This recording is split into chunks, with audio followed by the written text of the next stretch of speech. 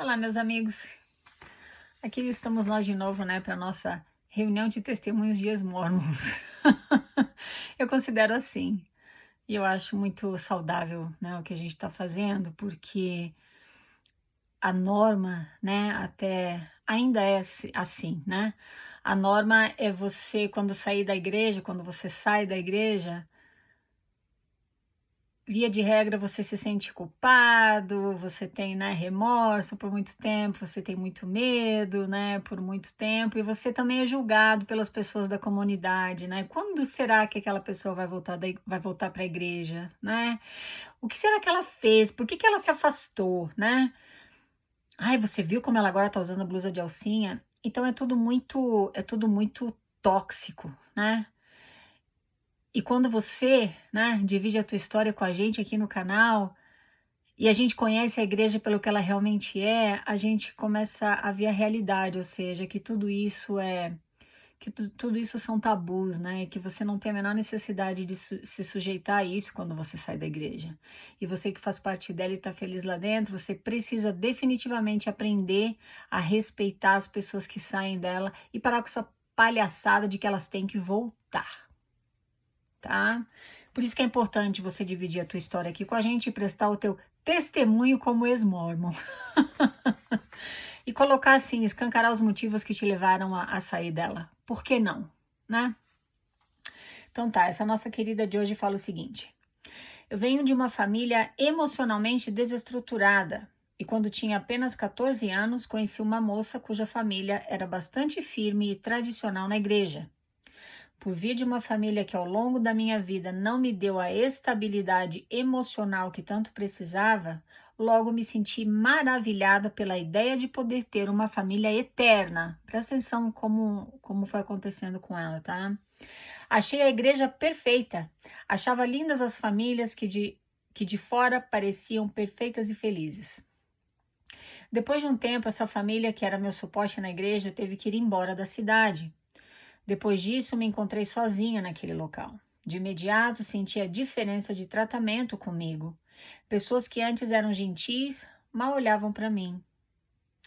Existem pessoas invisíveis e pessoas ovacionadas dentro da igreja. Olha a percepção dela aqui. Aos 16 anos, comecei a namorar um rapaz da igreja e consegui fazer amizades lá dentro.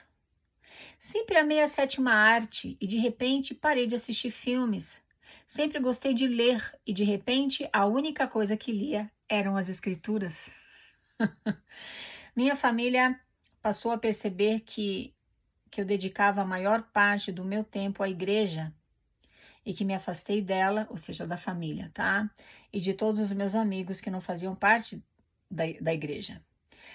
Era a semana inteira indo para o seminário, sábados em atividades, domingos inteiros dedicados à igreja e em época de feriados eram acampamentos e atividades, nunca sobrando tempo e disposição para nada que não fosse mormon.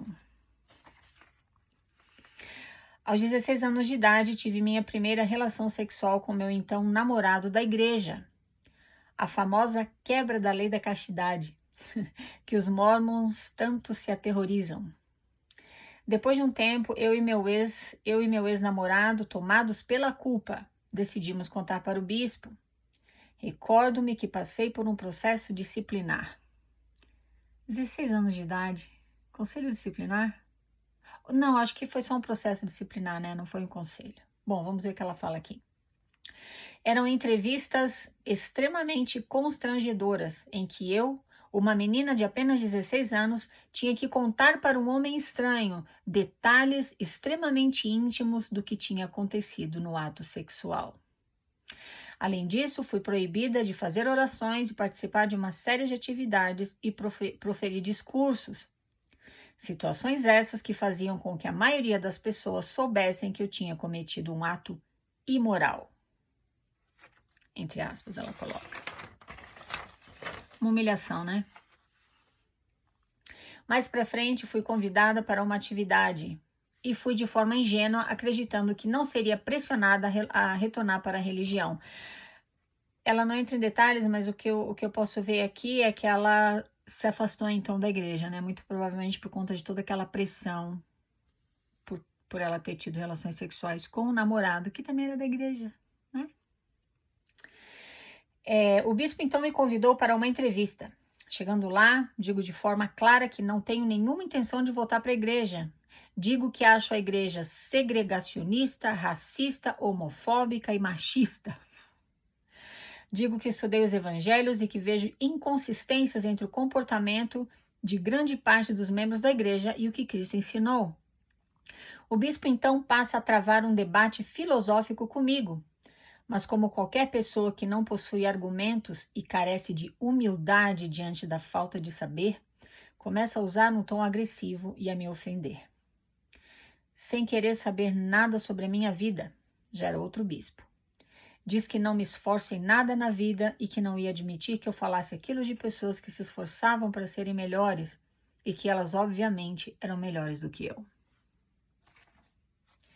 Depois de um tempo, percebi que não tinha me afastado simplesmente porque vivi essas situações, porque me ofenderam, me constrangeram, mas sim porque eu não acreditava que Joseph Smith era um profeta. Também não acreditava no livro de Mórmon e nem que aquela igreja fosse a única detentora da verdade. Também porque percebi que eu era infeliz, reprimida, controlada em cada detalhe da minha vida por aquelas pessoas.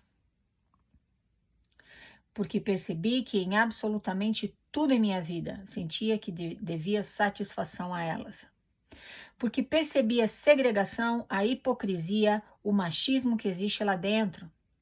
Foi quando então decidi sair e nunca mais voltar. Foi quando percebi que eu nunca precisei me submeter àquilo. O controle coercitivo emocional é tão forte. Ela usou uma palavra extremamente técnica aqui e ela está correta. Controle coercitivo emocional você pode substituir pela palavra manipulação, tá? Só para você entender o que ela está dizendo. O controle coercitivo emocional é tão forte que mesmo eu não tendo uma família como muitos para me obrigar a ir à igreja, eu mesma me obrigava e vivia situações humilhantes e que me traziam sofrimento por pura manipulação da doutrina e daquelas pessoas. Até hoje eu não havia falado sobre isso com ninguém, porque os efeitos da seita perduram até hoje.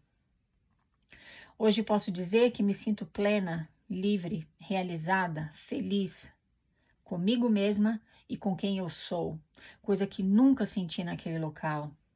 Fico feliz em poder encontrar pessoas que sentem o mesmo, que sabem a gravidade e seriedade das coisas absurdas que são ensinadas lá dentro.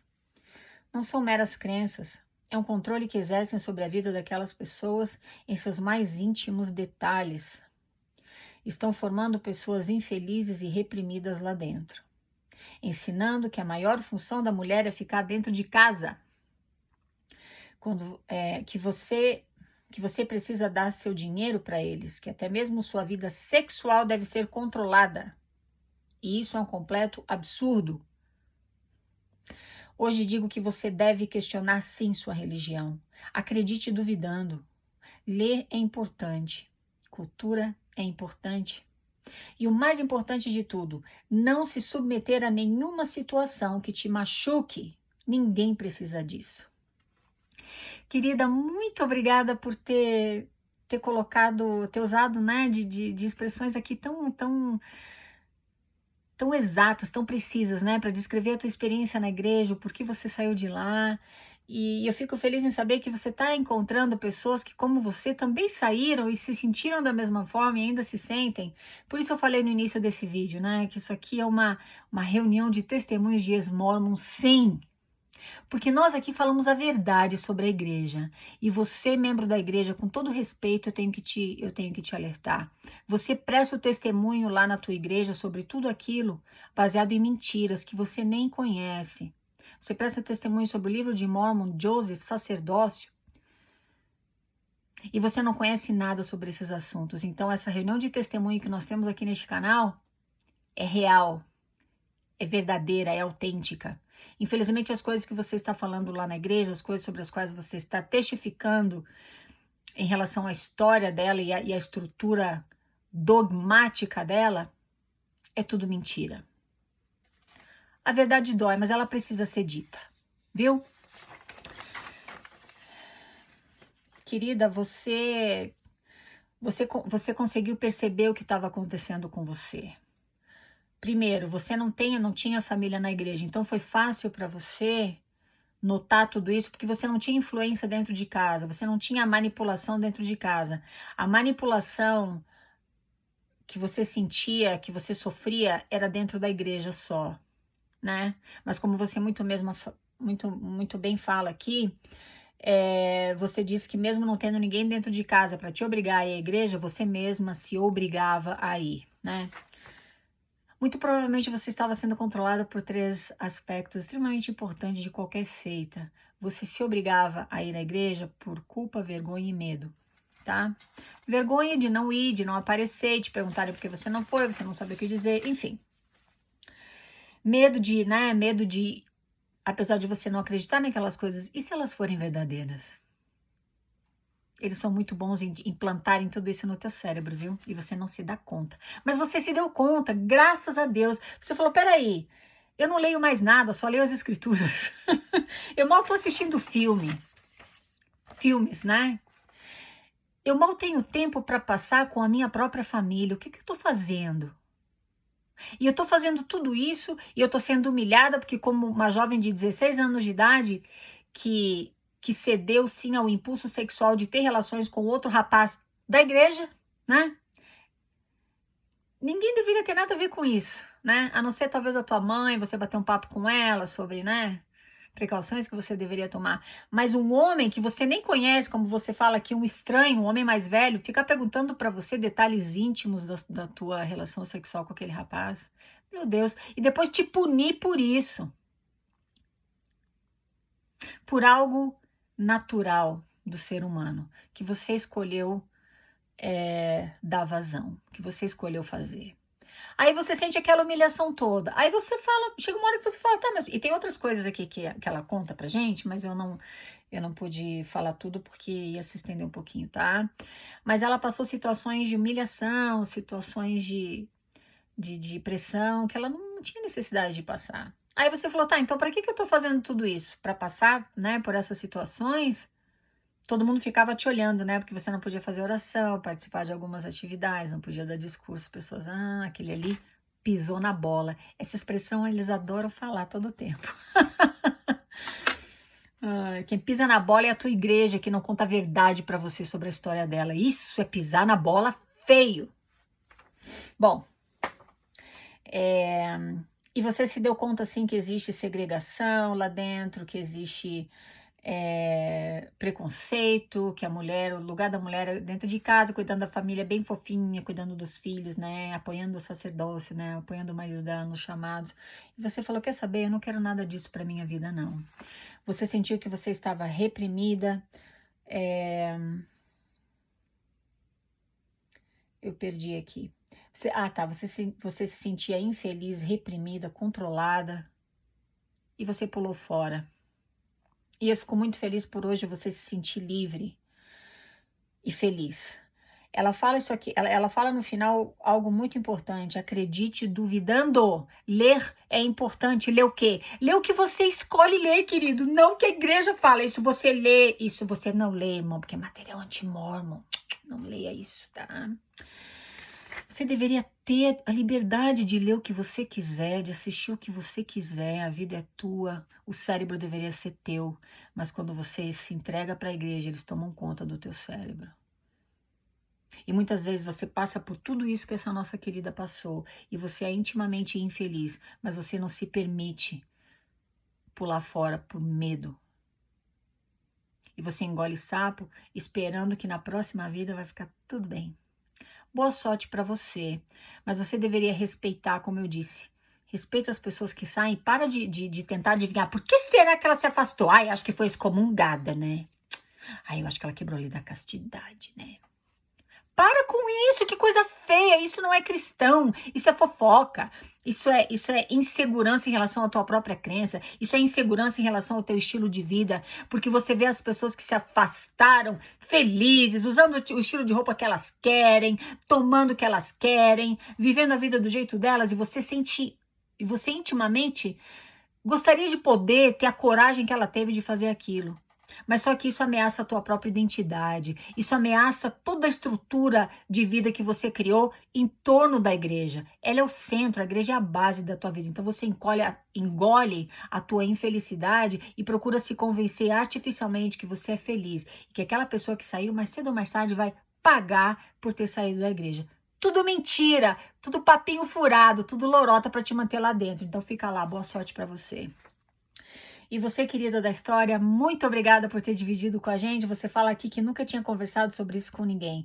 Então eu me sinto muito honrada em ter sido escolhida, né, por você para contar a tua história, para falar para as pessoas o que você passou, porque muitas pessoas passam por isso, viu? E muitas vezes o final da história delas não é tão maravilhoso e libertador quanto o teu.